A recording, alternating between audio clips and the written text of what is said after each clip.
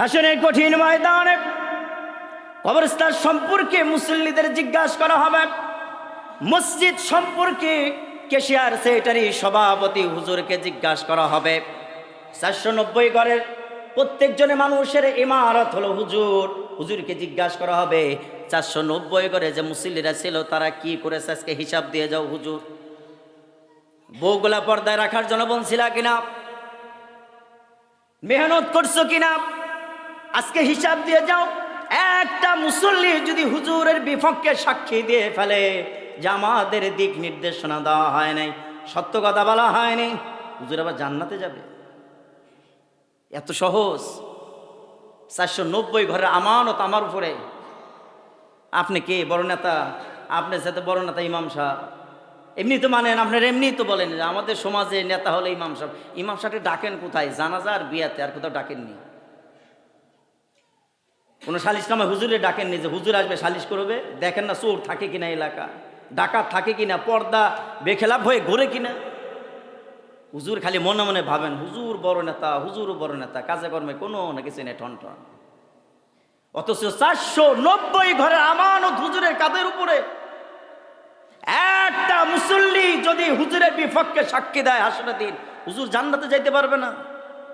তাই এখানে তো আমার 5 বছর 10 বছর চাকরি করা আমার কথা না। এতে একদিন চাকরি করি, যা দরকার তাই হবে। এতে কে বেজার, কে মন খারাপ, এটা আমার বিষয়। মন খারাপ করলে কিছু না, বেজার হইলেও কিছু কিচ্ছু না।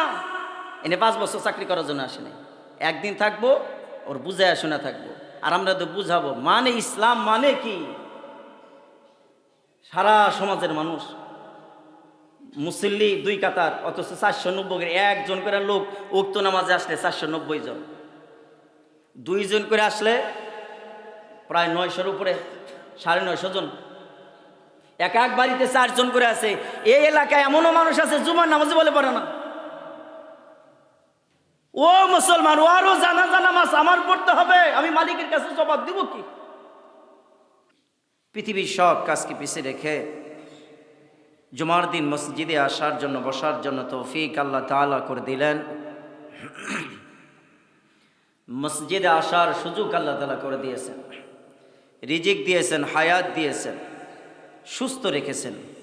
ওই মনিবের দরবারে আওয়াজ করে বলি আলহামদুলিল্লাহ। মহান মনিব আল্লাহ সুবহানাহু ওয়া তাআলা, যিনি অত্যন্ত মেহেরবানি করে আমাদেরকে সুস্থ রেখেছেন এবং দয়া করেছেন, রহমত দান করেছেন যে আমরা আগে আগে মসজিদে আসার সুযোগ পেয়েছি। আল্লাহ রসুল বলেছেন কোনো ব্যক্তিকে যদি আল্লাহ তাআলা সেজদা দেওয়ার মতো সুযোগ করে দেয়, একটা সেজদা দেওয়ার তৌফিক আল্লাহ তাআলা দান করে, আল্লাহ তাআলা তাহলে বুঝতে হবে তোমার যে আল্লাহ তাআলা তোমার গুনাহ মাফ করবে বিধাই তোমাকে সেজদা দেওয়ার সুযোগ আল্লাহ তাআলা করে দিয়েছে। একটা সেজদা এত দামি যেটা বলে শেষ করা যাবে না, ভাষায় শেষ করা যাবে না।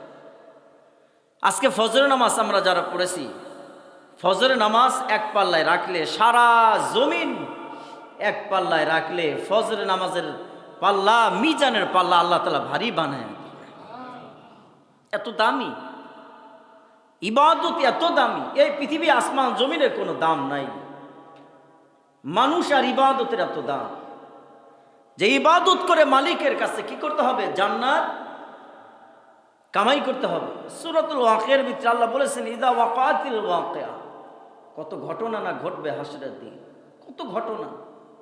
মানুষ দাঁড়িয়ে যাবে, এক একজন এক এক পন্থা অবলম্বন করে দাঁড়িয়ে যাবে। কিন্তু সবচেয়ে বড় জিনিস হলো যার সাথে যার ভালোবাসা, যার সাথে যার মহব্বত, তো হাসরটা তার সাথেই হবে। এটা চোরের সাথে আমার ভালো সম্পর্ক, আমি চোরের সাথে দাঁড়িয়ে যাব। একটা মুনাফিকের সাথে আমার ভালো সম্পর্ক, আমি মুনাফিকের সাথে দাঁড়িয়ে যাব। ডাকাতদের সাথে আমার ভালো সম্পর্ক, চরিত্রহীনা মানুষের সাথে আমার ভালো সম্পর্ক, তো তাদের সাথে আমার হাসর নাসর হবে, তাদের সাথে দাঁড়িয়ে যাব। নেককার কোন বুজুর্গ, কোন দিনদার, কোন ইমানদারদের সাথে যদি কেউ দাঁড়িয়ে যায়, সম্পর্ক দুনিয়ায় থাকে, তো আল্লাহ তাআলা তাকে হাসরের দিন নেককারদের কাতারে দাঁড় করা দিয়া জান্নাতের অধিবাসী আল্লাহ বানায়। নেককার মানুষের সাথে সঙ্গ দেওয়া, নেককার মানুষের সাথে সহবতে থাকা, ভালো মানুষের সাথে চলা, ভালো মানুষের সাথে মেলামেশা করা। কারণ হতে পারে জিন্দেগির শেষ বেলায় যদি কোনো ভালো মানুষের সাথে সঙ্গ কেউ লাভ করে, ভালো মানুষের নেশার ধরে জীবন যাপন করে, আল্লাহ তাআলা তাকে বিনা হিসাবে মাফ করে দিয়ে জান্নাত পর্যন্ত পৌঁছায়া দেয়। ভালো মানুষের অভাব, ভালো মানুষের এত অভাব নাই বলতেই ধরা যায়। উপরে একটা চেহারা দেখে মানুষ চেনা যায় না, চেহারা সুরত দেখে মানুষ কি চেনা যায় না। মানুষ চিনতে গেলে তার ব্যবহার দেখতে হয়, তার আচরণ দেখতে হয়, তার কথার ধরন দেখতে হয়।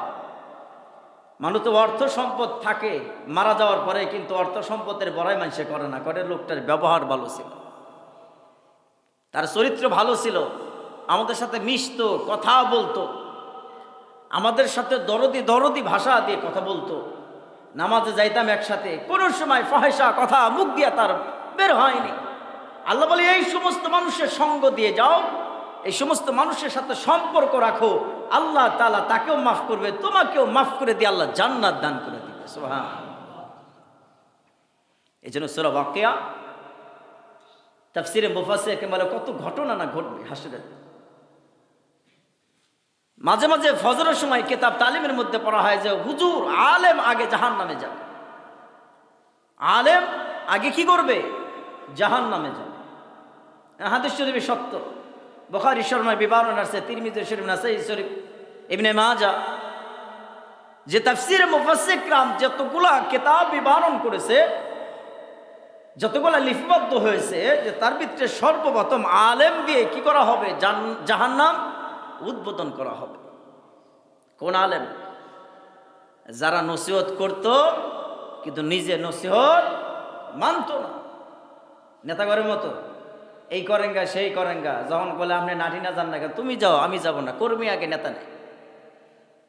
কর্মী ঘরে পিঠায় দেয়, সামানের আগায় দেয়, যাও নিজের সন্তানকে আমেরিকায় পড়ায়, মালয়েশিয়ায় পড়ায়, চায়নাতে পড়ায়, আর পড়া সন্তান দিয়া সামসাগিরি করায়। এই হলো আমাদের দেশের নেতা। কিন্তু আল্লাহ বলেন না, ইদা ওয়াকাআতিল ওয়াকিআ, কত ঘটনা না ঘটবে হাসরের দিন, তুমি দেখতে পাবে। এই ঘটনা ঘটবে বিধায় আল্লাহ সূরা ওয়াকিয়া নাজিল করেছেন।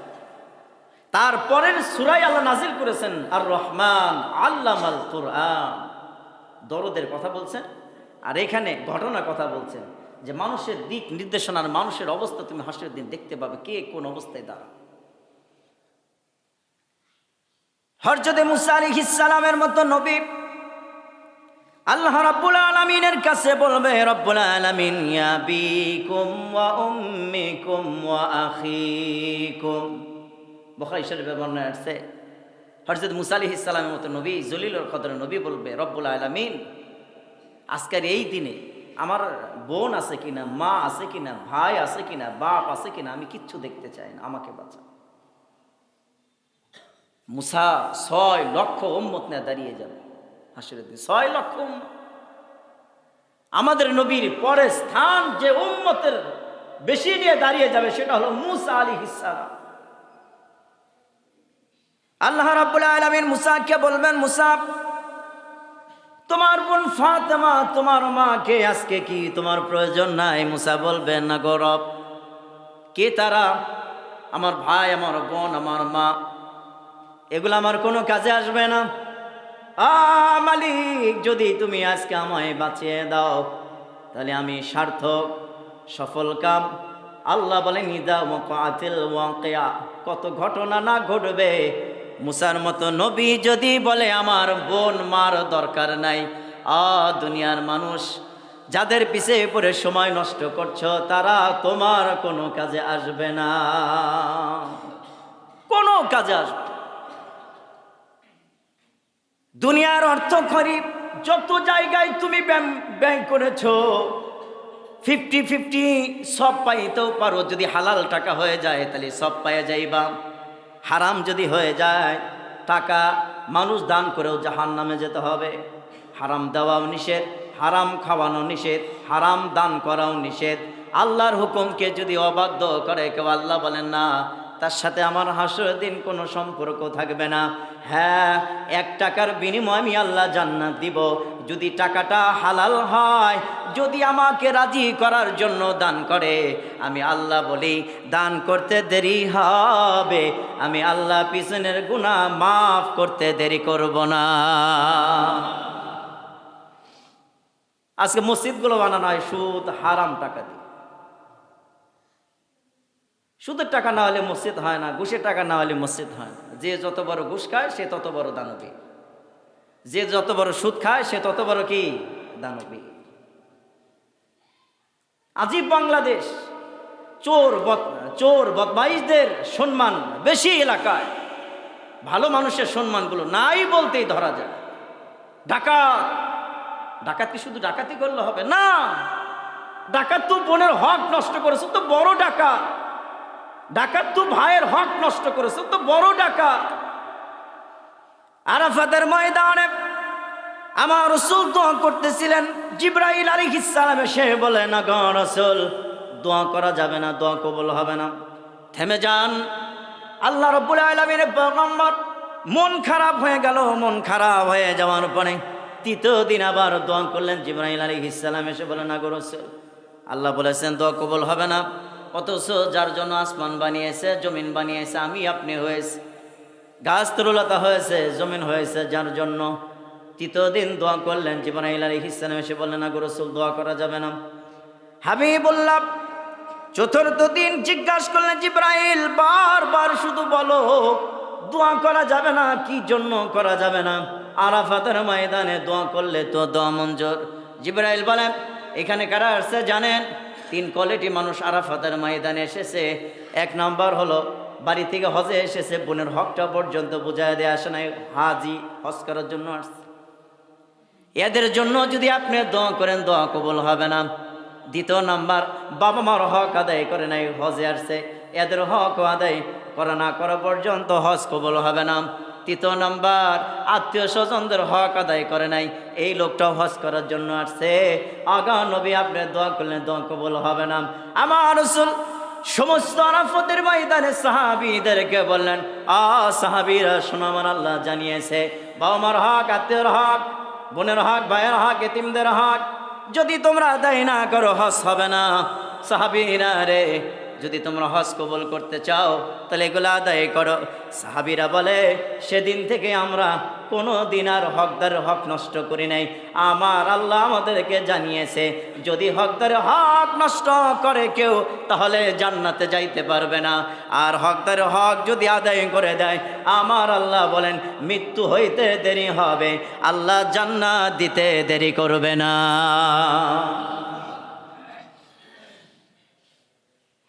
সমাজের ভিতরে হকদারের হক নষ্ট করা মানুষ বর্তমান বেশি। এই যে মসজিদের হক, মাদ্রাসার হক, মসজিদের কি হক এটা তো মানুষ জানে না, মাদ্রাসার কি হক এটাই তো জানে না, মসজিদের যে হক আছে এটা কি আসলে এটাই তো জানে না, মাদ্রাসার হক আছে এটা কি এটাই তো জানে না, খালি নামাজ পড়ে আর যায় আসে, নামাজ পড়ে আর যায় আসে। হক কি? হক কি? হকের সম্পর্কে আলোচনা করতে গেলে এখানে যারা আছে প্রায় 98 জন ধরা, 98 জন ধরা। হকদারের হক নষ্ট করা, শুধু কি ওই গরিব এতিম মিসকিনদের হক? আল্লাহর হক নাই? মালিকের যে হক আছে, এই হকদারের হক নষ্ট। যদি মালিকের হকটা আদায় ঠিক মতো নাও করে, যদি মালিক জিজ্ঞাসা করে, এত সুন্দর চেহারা চেহারা সুর সুন্দর করে অ্যাবিলিটি দিয়ে বানিয়ে দিলাম, আর আমার মসজিদের হকটা আদায় করো নাই, কোন মায়ায় পড়ে? কিসের মায়ায় পড়ে? কার প্রেমে পড়ে? মোহাব্বতে পড়ে তুমি হক নষ্ট করেছো। কারণ মসজিদ তো হাসরের দিন কথা বলবে, মসজিদের প্রত্যেকটা ইটের কোণা থেকে কথা আসবে হাসরের দিন। আল্লাহ রাসূল বলেছেন, পৃথিবীতে 2টা জিনিস ধ্বংস হবে, আর 2টা জিনিস ধ্বংস হবে না। 1 নম্বর মাসাজিদ ইয়াউমাল কিয়ামাহ শাফাআ। আল্লাহ রাসূল বলেছেন, যারা মসজিদে 5 বেলা যাতায়াত করে, নামাজ পড়ে, আল্লাহ তাআলা মসজিদকে শাফাত করার অধিকার দিবে, আর মসজিদ শাফাত করে এদেরকে বিনা হিসাবে জান্নাত পর্যন্ত পৌঁছায় দেবে। একটা হলো মাদারিস, যেখানে কোরআনের শিক্ষা, দ্বীনি শিক্ষা হয়। সেই জায়গা যারা যাবে এবং ছাত্রদের খবর নিবে, খোঁজ খবর নিবে, সাহায্য সহযোগিতা করবে এবং দেখভাল করবে, তা আল্লাহ রসুল বলেন এই মাদ্রাসাকেও জরিয়া বানায় এই লোকগুলা বিনা হিসাবে আল্লাহ জান্নাত দান করে। আপনার মাদ্রাসার ফিল্ডে দান হুকাই দিচ্ছেন, ধরেন কথার কথা, মুসল্লি আইতে কষ্ট, পোলাবান খেলাধুলা করতে কষ্ট, আপনি হক নষ্ট করতেছেন। আপনি হক কি বোঝেন? কি বোঝেন? মসজিদের সামনে চিল্লা ফাল্লা করে কথা বলতেছেন, এর কি মসজিদের হক নষ্ট না? এখানে সব আল্লাহ রসুল বলেছেন এখানে আসবে গোলামি করার জন্য। মাথা নত হয়ে যাবে, মাথা নত হয়ে যাবে। পর্দার কোনো পন্থা অবলম্বন নাই, পর্দা বোঝাই না এদেশের মানুষ। পর্দা কাকে বলে? জীবন ভর নামাজ পড়লে নামাজ হবে না যতক্ষণ পর্যন্ত বউ পর্দায় না রাখতে পারে। কি জামানা! সেইটারই বউ পর্দায় থাকে না, কেশিয়ার বউ পর্দায় থাকে না, সভাপতির বউ পর্দায় থাকে না, বড় হুজুরের বউ পর্দায় থাকে না, অনেক বড় বড় মুফতি মুহাদ্দিসের বউ পর্দায় থাকে না, ওয়াজ করে তার বউ পর্দায় থাকে না। আপনি হাজির বউ পর্দায় থাকে না, হুজুরের বউ পর্দায় থাকে না। এই আজীব তামাশা, আজীব তামাশা। পর্দা কি জিনিস সেটা বোঝেই না। এই যে এখানে মহিলারা বসে আছে, কি পর্দা? কি ভাই পর্দা কি আসলে? দায়ুস কোনো নারী না, দায়ুস হলো পুরুষ। যে পুরুষ তার স্ত্রীকে পর্দায় রাখতে পারে না, ও নামাজ পড়তে পড়তে কালো দাগ ফেললেও একটা সেজদা মালিকের কাছে যাবে। হাজি, হুজুর, আরে এইগুলো তো সাইট, এগুলো পড়ে। বিধান কি? আল্লাহ তাআলার বিধান মানতে হবে। তো আল্লাহ সুবহানাহু ওয়া তাআলা পর্দার আয়াত নাজিল করে নিজেই বলেছেন তোমাদের স্ত্রীকে পর্দায় রাখো। কারনা ফি বুয়ুতিকুম ওয়ালা তাবাররাজনা তাবাররুজাল জাহিলাতিল উলা। লোক সকলের সামনে তোমার স্ত্রী যেন না যায়, বাজার ঘাটে স্ত্রী যেন না যায়। আজকে বাজারে গেলে অধিকাংশ নারী দেখাবে, অধিকাংশ নারীর দেখা মেলে। স্বামী চড়া খেতে কাজ করে, স্ত্রী গিয়ে বাজার করে। কে বুঝাবে পর্দার কথা?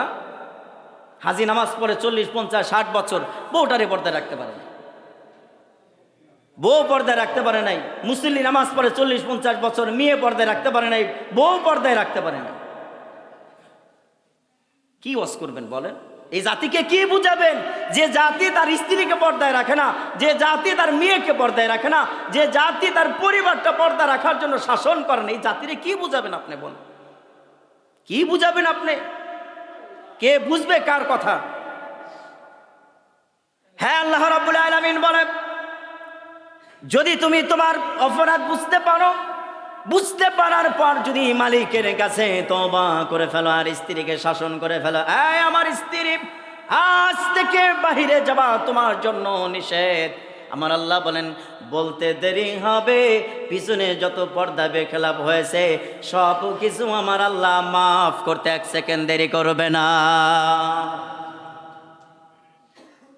আপনি পর্দা না রাখলে তো কবরস্থানে মাসে ছাগল দিবে। এটাকে ছেলে মানুষ দেয়নি, মহিলা মানুষ দেয়। মানে ইমানের অঙ্গর ভিতরে পয় পরিষ্কার থাকে, ইমানের রকম। আপনার ছাগল, আপনার ছাগলি যায় যে পেশাব করে কবরস্থানে, এই জবাব দিবে কে? স্বামীকে দিতে হবে? এটা কি হাফ তামসা নাকি? এটা হাস তামসা? কবরস্থানে মাসে ছাগল পালে, কবরস্থানে মাসে ছাগল পালে, দড়ি বেঁধে ছাগল পালে। আজীব। ওইখানে তার শুইতে হবে, তার বাবা শুয়ে আছে, তার মা শুয়ে আছে, তার দাদা শুয়ে আছে, তার ভাই শুয়ে আছে, কোনো চাহিদা নাই, শুয়ে আছে। তার থেকে সারা জন থেকে কিছু কয় না, পেশাব খায় এখন এখানে থেকে। হাসরের কঠিন ময়দানে কবরস্থান সম্পর্কে মুসল্লিদের জিজ্ঞাসা করা হবে, মসজিদ সম্পর্কে কেশিয়ার সেক্রেটারি সভাপতি হুজুরকে জিজ্ঞাসা করা হবে। 490 ঘরের প্রত্যেকজনের মানুষের ইমারত হলো হুজুর, হুজুরকে জিজ্ঞাসা করা হবে 490 ঘরে যে মুসল্লিরা ছিল তারা কি করেছে আজকে হিসাব দিয়ে যাও হুজুর। বউগুলা পর্দায় রাখার জন্য বলছিলা কিনা, মেহনত করছো কিনা, আজকে হিসাব দিয়ে যাও। একটা মুসল্লি যদি হুজুরের বিপক্ষে সাক্ষী দিয়ে ফেলে যে আমাদের দিক নির্দেশনা দেওয়া হয় নাই, সত্য কথা বলা হয়নি, হুজুর আবার জান্নাতে যাবে? এত সহজ? 490 ঘরের আমানত আমার উপরে। আপনি কে বড় নেতা? আপনার সাথে বড় নেতা ইমাম সাহেব। এমনি তো মানেন, আপনার এমনি তো বলেন যে আমাদের সমাজে নেতা হলে ইমাম সাহেব। ইমাম সাহেবকে ডাকেন কোথায়? জানাজা আর বিয়াতে, আর কোথাও ডাকেননি। কোনো সালিশ নামে হুজুরে ডাকেননি যে হুজুর আসবে সালিশ করবে। দেখেন না চোর থাকে কিনা এলাকা, ডাকাত থাকে কিনা, পর্দা বেখেলাপ হয়ে ঘুরে কিনা। হুজুর খালি মনে মনে ভাবেন হুজুর বড় নেতা, হুজুর বড় নেতা, কাজে কর্মে কোনো না কিছু নেই, ঠন ঠন। অথচ 490 ঘরের আমানত হুজুরের কাঁধের উপরে। একটা মুসল্লি যদি হুজুরের বিপক্ষে সাক্ষী দেয় হাসরের দিন, হুজুর জান্নাতে যাইতে পারবে না। তাই এখানে তো আমার 5 বছর 10 বছর চাকরি করা আমার কথা না। এতে একদিন চাকরি করি, যা দরকার তাই হবে। এতে কে বেজার, কে মন খারাপ, এটা আমার বিষয়। মন খারাপ করলে কিছু না, বেজার হইলেও কিছু না, কিচ্ছু না। এনে 5 বছর চাকরি করার জন্য আসেনি। একদিন থাকবো, ওর বুঝায় শোনা থাকবো, আর আমরা তো বুঝাবো মানে ইসলাম মানে কি। সারা সমাজের মানুষ মুসল্লি 2 কাতার, অথচ 490 একজন করে লোক উক্ত নামাজে আসলে 490 জন। 2 জন করে আসলে প্রায় 900-র উপরে, 950 জন। এক এক বাড়িতে 4 জন করে আছে। এই এলাকায় এমনও মানুষ আছে জুমার নামাজে বলে পারে না। ও মুসলমান, ও আরো জানাজা নামাজ আমার পড়তে হবে, আমি মালিকের কাছে জবাব দিব কি? হযরত যায়েদ ইবনে হারেসা রাদিয়াল্লাহু তাআলা, হযরত ওমর ফারুক যায়েদ ইবনে হারেসাকে বারবার বলে, যায়েদ, রাসূল যে মক্কা নগরে মুনাফিকদের লিস্ট দিয়ে গেছিল তার ভিতরে আমি ওমরের নামটা আছে নাকি? যায়েদ কোনো কথা বলে না। দ্বিতীয় দিন যায়েদ নামাজে এসেছে, আমিরুল মুমিনিন ওমর হলেন খতিব আর যায়েদ হলো মুসল্লি। ওমর জিজ্ঞাসা করেছে, যায়েদ সত্যি করে বলো, আমার নবীজি মুনাফিকদের লিস্ট যে দিয়ে গেছিল তার ভিতরে আমি ওমরের নামটা কি আছে কিনা বলো। কে সেই ওমর? আল্লাহ রাসূল বলেছে আমার পরে কোনো নবী আসবে না, যদি নবী হয়ে যেত তাহলে ওমর নবী হয়ে যেত। সে ওমর বলতেছেন, যায়েদের মুনাফিকদের লিস্ট যে দিয়ে গেছে আল্লাহ রাসূল তোমার কাছে, ওই মুনাফিকদের লিস্টের ভিতরে আমার নামটা আছে কিনা একটু বলো। কারণ যদি মুনাফিকের লিস্টে আমার নাম থাকে, আমি যদি ইন্তেকাল করি তাহলে তুমি তো আমার জানাজা যাইবা না। কিছুই বলে না। চতুর্থ দিন গুড়ি গুড়ি বৃষ্টি, নিজে আমিরুল মুমিনিন রাতে ঘুম নাই, না ঘুমায়ও যায়েদের বাড়ির দিকে রওনা হয়েছে। যায়েদের বাড়ির কাছে গিয়ে হযরত ওমর দরজায় ঠক ঠক দিয়েছে, কে? যায়েদ বাড়িতে আস। হযরত বলে, হ্যাঁ আসি। কে? আমি আমিরুল মুমিনিন। এ কথাও বলেন আমি ওমর। আমিরুল মুমিনিন বাদ দিয়ে দিচ্ছে আমি ওমর। আয় আমিরুল মুমিনিন, আপনি এত রাতে কেমন সাহাবী? আর আল্লাহ রসুলের কি আদর্শ তাদের মিত্রেন ছিল। যায়েদ বের হইতে দেরি হয়েছে, ওমর পা জড়া ধরতে দেরি হয় নাই। জড়া ধরা বলে, সত্যি করে বলো আমার জানাজায় তুমি যাইবা কিনা? যদি আমি ইন্তেকাল করি তাহলে আমার জানাজায় তুমি যাইবা নাকি বলো। হযরত যায়েদ ওমরকে উঠাইয়া বুকে জড়ায় বলে, আপনার জানাজায় যাম না তো কার জানাজায় যাবো? আগা ওমর শুনুন, মুনাফিকদের লিস্টে আপনার নামটা নাই। হযরত ওমর বলে, আরে যায়েদ, যখন তুমি বলো না আমার অন্তর ভিতরে কম্পন তৈরি হয়েছে। হাসরের দিন যদি আমার মালিক ডাক দেয়, রাসূলকে যে মারার জন্য গিয়েছিলাম ওমর, আজকে তোমার বিচার হবে। কি জবাব দিব? জবাব আমার নাই। কিন্তু যায়েদ শোনো, যতদিন বাঁচবো মালিকের কাছে কান্নাকাটি করব। কারণ আমার মালিক বলেছে, চোখের পানি ফেলে যদি কেউ আমার কাছে মাপ চায়, চোখের পানি পড়তে দেরি হবে, আমি আল্লাহ তাআলা তার পিছনের গুনাহ মাফ করতে 1 সেকেন্ড দেরি করব না। চাক্কা মুনাফিক এলাকা মারা যায়, হুজুর যায় 14 গোষ্ঠী একসাথে জান্নাতে ঢুকা দিয়ে আসতেছে। তাদের জন্য খতম পড়াইলে কি হবে? ও তো নামাজই পড়ে না। হুজুর বাড়িতে নিয়ে খিলাইলে কি হবে? আপনার বাবার সাথে আমি আমার বাবার জন্য বেশি দোয়া করি। আর এই যুগের খতম তো হয় না, এগুলো খতম নাকি? সুবহানাল্লাহ পড়তেছে আর মাশাআল্লাহ তালা পড়তেছে, সুবহানাল্লাহ পড়তেছে আর মাশাআল্লাহ তালা পড়তেছে, সুবহানাল্লাহ তো নাই নেই, তাসবিহ টানতেছে আর মাশাআল্লাহ তালা পড়ে। এই এলাকার কথা বলতেছে না, আর এক এলাকার কথা বলতেছে। খতম দিছে তো টানতেছে এইভাবে, কোনো কথা নাই, খালি কথা বলতেছে, পান খাওয়া নিয়ে ব্যস্ত। আরে আজি 200-250 টাকার জন্য ইমান আমার সব নষ্ট। এই যে অবস্থা, এটা কে বুঝাবে বলেন? আপনার বাবার জন্য আপনি এত খতমের ব্যবস্থা করলেন, আপনার বাবা এক ওয়াক্ত নামাজও পড়ে নাই। এই খতমকে আপনার বাবাকে জান্নাত দিতে পারবে কিনা? হ্যাঁ, হুজুর 40 জন না 50 জন কবরের বাসায় দাঁড় করে না, কান্নাকাটি করে জান্নাত দেওয়া যাবে কিনা? আগে তো বলেছে আজকে ফজরের নামাজ গোটা পৃথিবীর একদিকে আর ফজরের নামাজ একদিকে, ফজরের মিজানের পাল্লায় আল্লাহ ভারী বানায় দিবি পৃথিবীর চাইতে। এখানে যদি তৈরি ফজর নামাজ কারা পড়ছেন, হুজুর বিপদে ভালাইলেন, মানে বিপদে ভালো লাগছে না আমাদের। আইসি তো মাত্র 70-80-100 জন নামাজে, আর বাকিরা কেউ বাড়িতে পড়ছি, না পড়লেও পড়ছি। এটাকে মসজিদের হক না বাবা, এরা মসজিদের হক না, এটা মসজিদের সাথে প্রতারণা করা। মসজিদের ইট কোনা কথা বলবে বাবা, মসজিদের ইট কথা বলবে, মসজিদের প্রত্যেকটা ইটের বালু থেকে কথা আসবে। আপনি নামাজ পড়ছেন কিনা, খালি হুজুরকে শাসাবেন আর হুজুরের খালি বিরোধিতা চাষ্টাল মাস্টাল ফাটা হালাবেন, মসজিদে আপনার বিরুদ্ধে কথা বলবে না। আপনি কি ভাবছেন? মানে এইভাবে জীবন যাবে? যারা জুমার নামাজ পড়ে না, না ওয়াক্ত নামাজ পড়ে না, বছরে তো একবার হলে পড়ে, ঈদের নামাজ হলে তো পড়ে, অনেক মানে ঈদের নামাজও পড়ে। আমি যে মাঠে নামাজ পড়াই, কমপক্ষে প্রতি বছর 200-250 মানুষ নামাজ ফেল করে, 250 মানুষ নামাজ ফেল করে।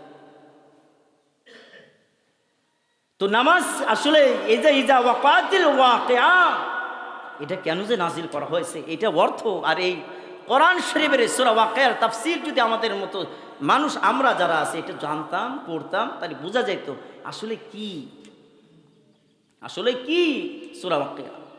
আল্লাহ রাসূল নিজে বলেছেন সূরা ওয়াকিয়া যদি কেউ পড়ে মাগরিবের পরে প্রত্যেকটা দিন, যে ঘরে সূরা ওয়াকিয়া হবে ওই ঘর থেকে রিজিক বের হয়ে যাবে না, বরং আল্লাহর রহমত ওই ঘরে বর্ণিত হবে, বর্ষিত হবে সবসময়।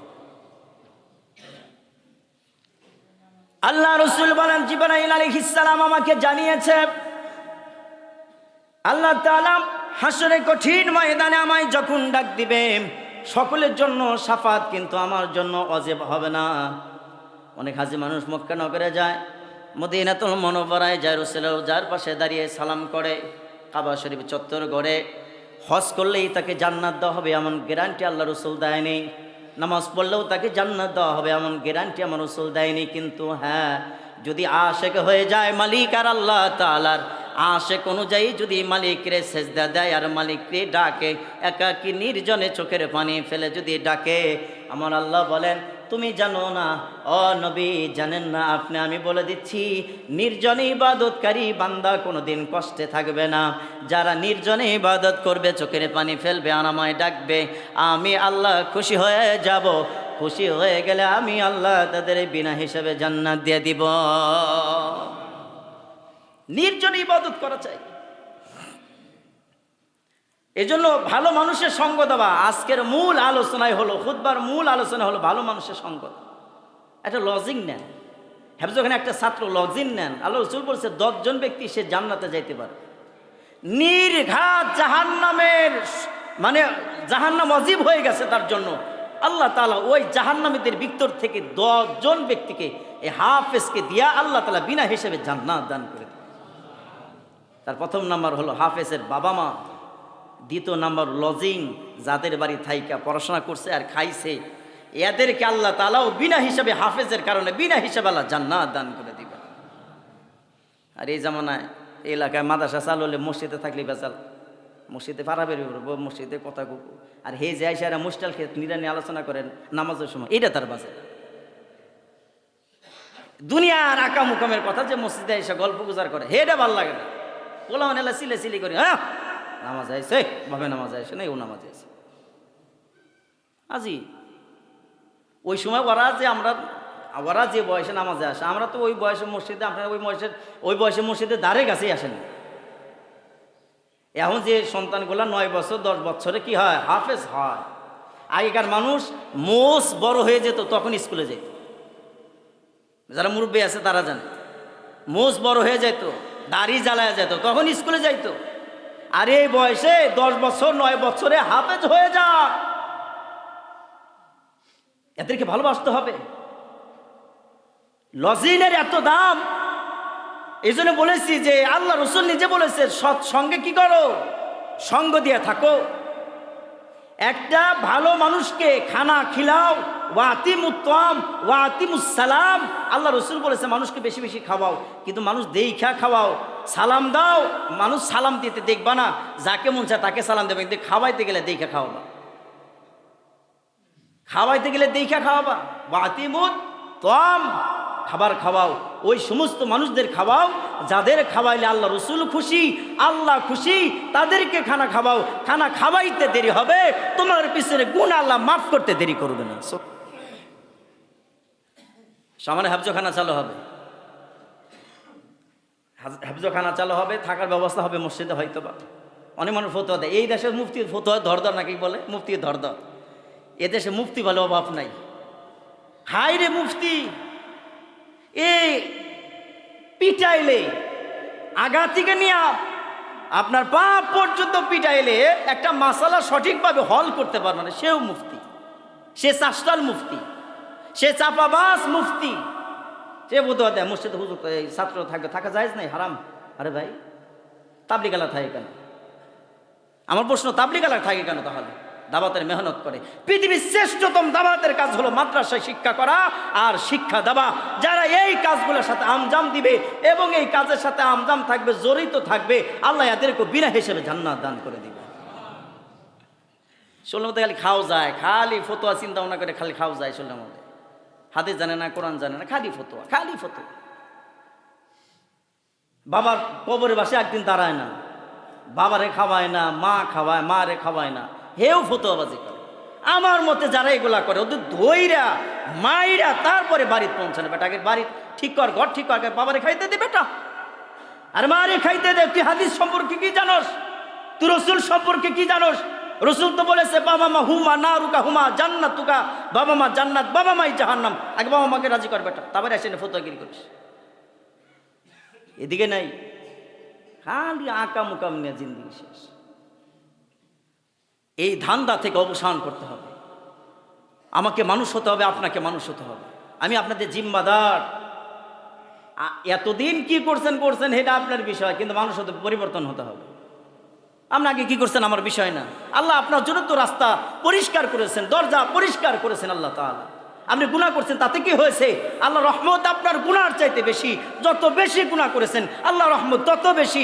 আপনি নির্জনে একা একা কাঁদেন, আল্লাহ তাআলার কাছে মাফ চান, দেখেন না আল্লাহ মাফ করে কিনা। আল্লাহ রসুলের কাছে ওয়াদাবদ্ধ, এই বান্দা যত গুনাহ করেছিস আমি আল্লাহ তাআলা ডাকলে ডাকতে দেরি হবে, আমি আল্লাহ সারা দিতে তোর জন্য দেরি করব।